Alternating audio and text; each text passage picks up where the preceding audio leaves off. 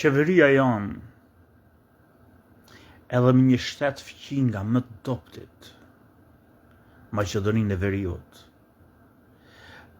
më të doptit që t'jetë një kundërshtar i frikshëm për politikën e jashtme e Shqipërisë, thjesht për faktin që ato pak slav që jetojnë atje, nuk janë madje slav, janë shqiptar të bullgarizum që as Bullgaria nuk i pranon dhe nuk i don se e di që janë shqiptar, nuk janë serb, nuk janë botoslave, edhe është shumica e tyre pura shqiptare, pa llogarit botën shqiptare që ata paraqesin 20% që s'ka si tjetë, do t'jetë më shumë se gjysma, po na i llogarisin neve edhe shqiptarët që deklarohen e flasin turqisht si turq, po e kam llafin edhe me një shtet nga më të veçlit, më të parëndësishmit, edhe me atë shtet nuk kemi shtyllë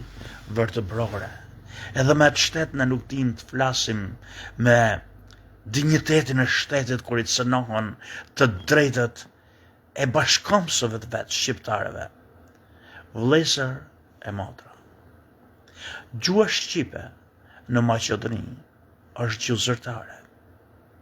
Edhe po të mos ishte gjuhë zyrtare, e dekratume me ligj, me kushtetut, ne nuk do të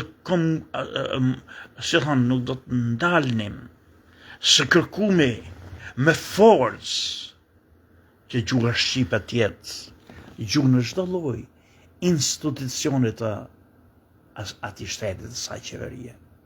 Çfarë ka ndodhur, vëllezër e motra? Ministria e Drejtësisë në Maqedoni nuk lejon studentët shqiptar që t'japin provimet e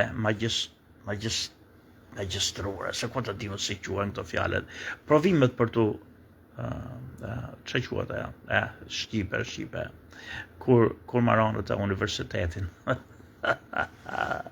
Po më hikën Shqipja. Pra nuk lejon të japin ato provimet universitare në gjuhën shqipe. Edhe natyrisht kjo është kundrejt ligjeve të vetë shtetit Maqedonës, po dhe sikur të mos jetë me kushtetut.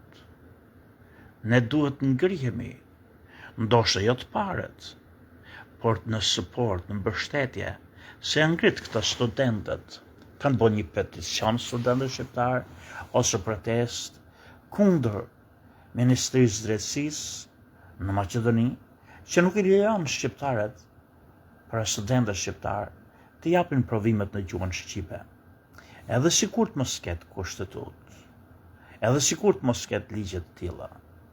Në momentin që shqiptarët ngrihen, ne ngrihemi akoma dhe më fuqishëm, siç ngrihen grekët kundër nesh, kot, se gjoja nuk respektum një tek të komunitetit apo të ç'e quhen këta minoritetit grek. Siç ngrihet Serbia kot kur ka sa listë serbe në parlamentin shqiptar dhe ngrihet në kohët kur shkilen me këmbë të drejtat e shqiptarëve në Bujanoc edhe zgozon Shqipëria të ngrejë zonin. Kjo qeveri butakësh që na hiqet ky karnaval i gjatë që shkon dhe bon vjersha flet me fjalë të bukur nëpër parlamente, por s'thot asgjë që don, më falni për shprehjen, bole, don burr shteti dhe jo ç'e quhen këto karnavale, ç'e quhen këto humoristët, ç'e quhet ai cirkut, ai që të bën me qesh. Kështu është ky Edi Rama, kështu është kjo qeveria shqiptare. Çfarë ndodh? Ministria e punëve të jashtme, sekretarja e shtetit, dhe si quhet kjo, Sviropali, ngrihet edhe thot që për sa i përket protesteve dhe peticionit dhe ndalimit të gjuhës shqipe për protestet studentëve, peticionit studentëve kundër vendimit të Ministrisë Drejtësisë atje, që ata të veprojnë bast kushtetutës.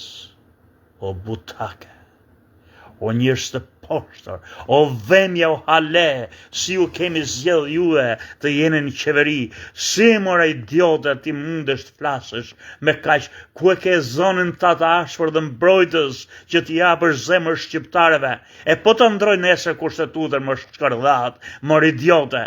Ja e ndrun kushtetutën edhe me ligjin, edhe të veproj qeveria maqedonëse sipas kushtetutës. Nuk mund t'ja mohosh shqiptarëve të drejtën të flasin shqip në vatret e tyre. Duhet t'jesh e zjarrt, more qeveri kurv. Që janë këto pushtetar, more, që s'guxon, ndoshta mund të thoshte këto. Evropa, ku s'ka në gjo që duhet veproj kushtetuta, po jo ti, more idiote, more poshtër, more qeveri shkërdhatash, duhet të veprojnë si mas kushtetutës.